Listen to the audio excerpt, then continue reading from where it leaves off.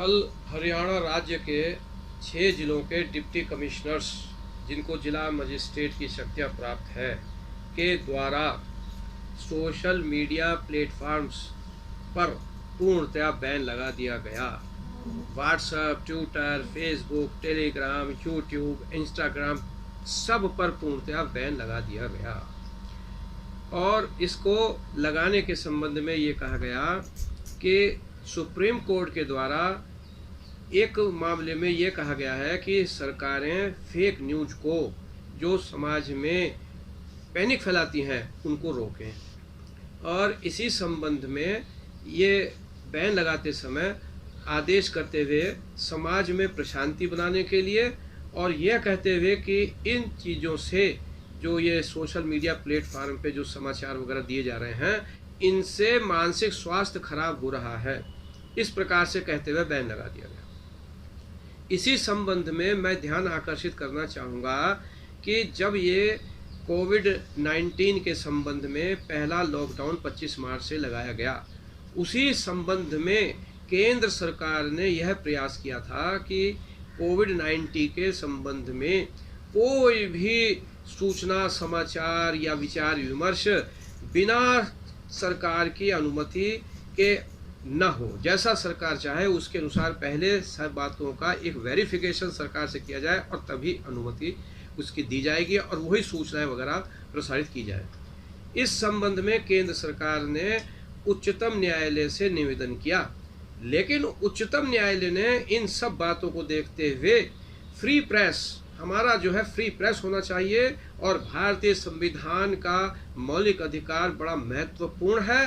अनुच्छेद 19 में, जिसमें freedom of speech and expression, हमारे अभिव्यक्ति और बोलने की स्वतंत्रता दी गई है। तो सब चीज़ों का बैलेंस करते हुए सुप्रीम कोर्ट ने जब भी ये बात कही थी कि केवल कोविड-19 में जो संक्रमित व्यक्ति हैं उनके संबंध में रोज सरकार बुलेटिन जारी करे और उसी बुलेटिन के अनुसार सोशल मीडिया में उनके संक्रमित व्यक्तियों के संबंध में बताया जाए। लेकिन कोविड-19 के संबंध में विचार विमर्श करना और जो भी डिस्कशन करना, इस पर कोई प्रतिबंध नहीं लगाया जा सकता। तो उन्होंने तो इस संबंध में केंद्र सरकार के द्वारा जो कोविड-19 होने पर डिसास्टर ऑफ मैनेजमेंट एक्ट और एपिडेमिक एक्ट सबके अनुसार जो प्रयास किया गया था, उसको बिल्कुल नकार दिया था। तो अब सुप्रीम कोर्ट के ही हवाले से इस प्रकार का प्रतिबंध, वो भी पूर्णतया प्रतिबंध, खाली कोविड की बात नहीं, उन्होंने पूर्णतया प्रतिबंध लगा दिया। ऐसा प्रतिबंध लगाना मेरे समझ में ये खुद माननीय उच्चतम न्यायालय की अवमानना है, क्योंकि जो आदेश दिया गया उस पर सुप्रीम कोर्ट के न्यायिक निर्देश को आधार बनाया गया है। ये तो सुप्रीम कोर्ट को इस संबंध में तुरंत कार्रवाई करनी चाहिए, मेरा ये विशेष निवेदन है। और दूसरी बात यह है कि मैं तो ये भी कहना चाहूँगा कि माननीय प्रधानमंत्री जी और माननीय गृह मंत्री जी को भी इस बात को देखना चाहिए, अन्यथा जनमानस के दिमाग में एक बात बिल्कुल स्पष्ट हो जाएगी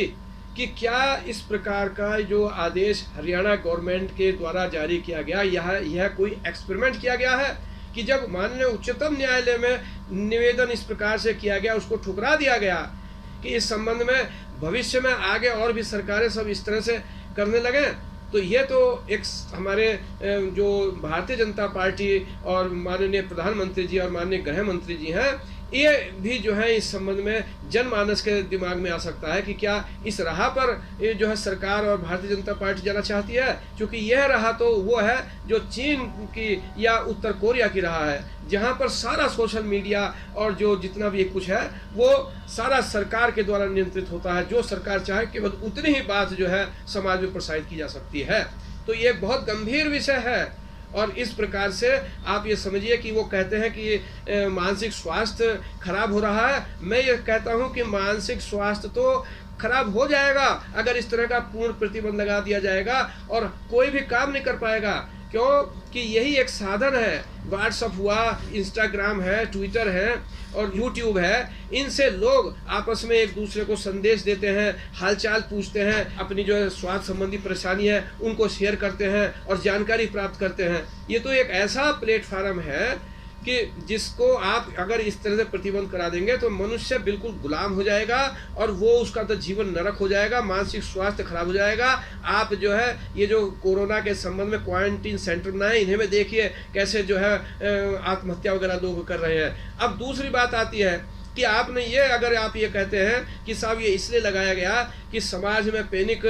ना हो और जो अफवाहें ना फैलें, या और जो इस तरह की विद्वेष की भावना है वो इन सोशल मीडिया के माध्यम से ना फैलाई जाए, तो इन सब के लिए तो कानून बने हुए हैं। आप जो है 188 आईपीसी की बात करते हैं, उसमें आपको अधिकार नहीं दिया गया है, बल्कि उसमें तो दंडात्मक प्राविधान है। पैनिक क्रिएट करता है तो उसके लिए डिसास्टर मैनेजमेंट एक्ट की धारा 54 में कार्रवाई की जाए। इसी प्रकार से कोई विद्वेष पैदा करता है तो आईपीसी में सब सेक्शन बने हुए हैं और पहले से आप इस संबंध में सरकारें कार्यवाही करती चली आ रही हैं। यह भी कहा जा रहा है कि इस प्रकार से निर्दोष जो लोग हैं, जिनकी कोई ऐसी भावना नहीं है कि समाज में पैनिक क्रिएट किया जाए या दो धर्मों के बीच में विद्वेष पैदा किया जाए, उन पर भी कार्रवाई की जा रही है। तो सारी पावर्स आपको है, कार्रवाई कर रहे हैं। तो अब कौन सी नई बात पैदा हो गई कि आप कोविड-19 के को आधार बनाते हुए और माननीय उच्चतम न्यायालय के न्यायिक निर्देश को जो इस संबंध में नहीं है उसको आधार बनाते हुए और पूर्ण प्रतिबंध आपने सोशल मीडिया न्यूज़ प्लेटफार्म पर लगा दिया। इसे